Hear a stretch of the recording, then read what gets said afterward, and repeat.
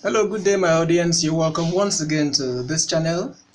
Today, we shall be looking at the scapulo-humeral joint, that is the shoulder joint. We'll be looking at the components of this joint and the bones that make up this joint.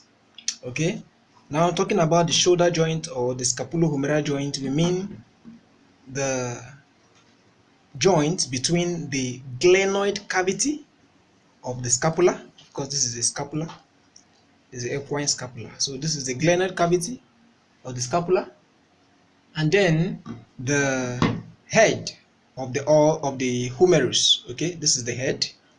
This is the head of the humerus. So the scapulo-humeral joint is a joint between the glenoid cavity of the scapula and then the head of the humerus. So this is the joint. So this is what we shall be discussing today. All right. Okay, so pictorially, we would use this to, show the scapulo-humeral joint we are talking about. That is the shoulder joint. Just like I said earlier on, it is a joint between the glenoid cavity of the scapula and then the head of the humerus. So this is the humerus. Okay, the humerus is here, while this is the scapula. Okay, this is the glenoid cavity or cup-shaped cavity of the scapula, and then this is the head of the humerus. Okay, we shall discuss this joint under the following headings: the bones forming that form the joint, the motion type, the joint type, the joint cavity or joint capsule, and then ligaments. Okay, first of all, I said earlier on that the bones here that form this joint include the glenoid cavity of the scapula and then the head of the humerus. The second thing we shall talk about is the motion type.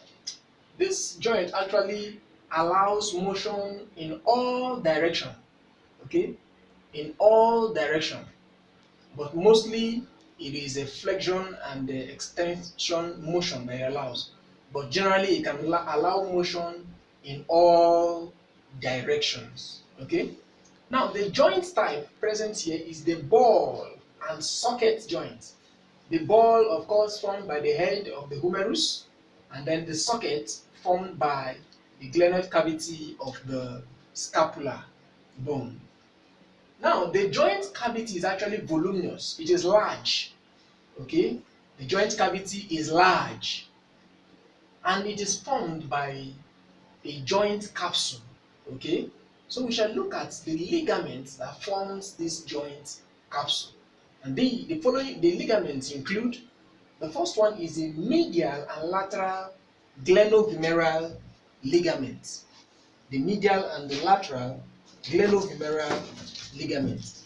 This ligament is actually formed as a result of thickening of the fibrosa of the joint capsule. Okay, so medially and laterally, the fibrosa of the joint capsule is thickened to form the medial and lateral glenohumeral ligament. So this is the glenohumeral ligament. Okay, we have the medial one and we have the lateral one. Okay, just like I said, it is formed as a result of thickening of the fibrosa. Okay, the fibrosa of the joint capsule. Okay, the second ligament here is the tendon of origin of the biceps brachii muscle. Okay, this is the biceps brachii muscle.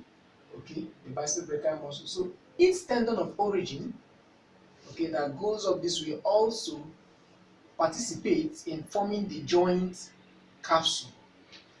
Okay, this is the tendon of origin of the biceps brachii muscle. This tendon of origin of biceps brachii muscle actually holds down the medial and lateral glenohumeral ligament. It binds them. Okay, it holds them down. The third ligament we shall talk about is the tendon of insertion of the supraspinatus. Okay, usually in the horse. Okay, in the horse, the tendon of insertion of the supraspinatus, it subdivides. It divides into two parts, and then this tendon of insertion of this supraspinatus muscle actually holds down the tendon of origin of the biceps brachii as it is depicted here schematically. Okay, the tendon of insertion of the supraspinatus binds or holds down the tendon of origin of the biceps brachii. Okay, now the next tendon we shall discuss or talk about is the transverse humeral ligament. Okay, actually this is absent in the horse. Okay, it actually also binds or holds down the tendon of origin of the biceps brachii. It holds this tendon down into the bicipital groove. Okay, this is a transverse humeral ligament.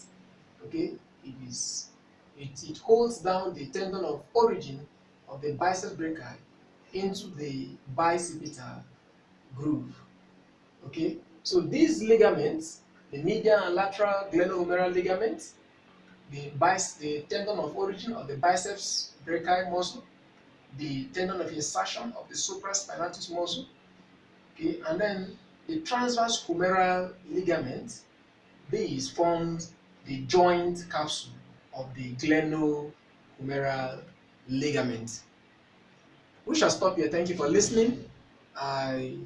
In my next video, I shall be discussing the joint of the elbow. That is the elbow joint or cubital joint in our domestic animals. So don't fail to hook up to this channel. Make sure you click on the notification bell icon and don't forget to share. Thank you.